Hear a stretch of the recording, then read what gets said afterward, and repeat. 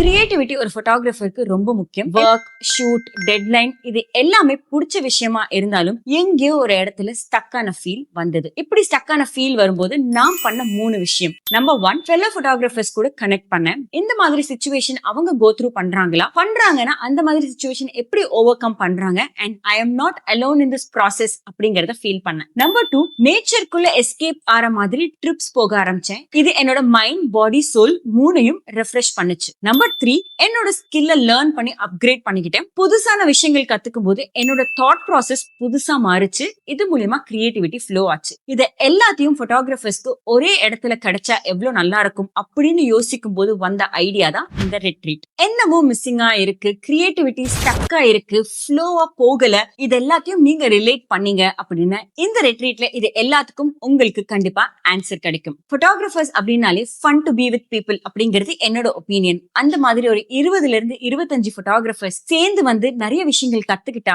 நிறைய எஸ்கேப் ஆகுற மாதிரி விஷயங்கள் பண்ணா, நிறைய அப்கிரேட் பண்ணா, நிறைய ஃபன் பண்ணா எவ்வளவு நல்லா இருக்கும். அதுதான் நம்ம இந்த ரெட்ரீட்ல பண்ண போறோம். இன்னும் இந்த ரெட்ரீட்டுக்கு நீங்க ரெஜிஸ்டர் பண்ணல அப்படின்னா போய் ரெஜிஸ்டர் பண்ணுங்க, இல்ல கண்டிப்பா வருத்தப்படுவீங்க.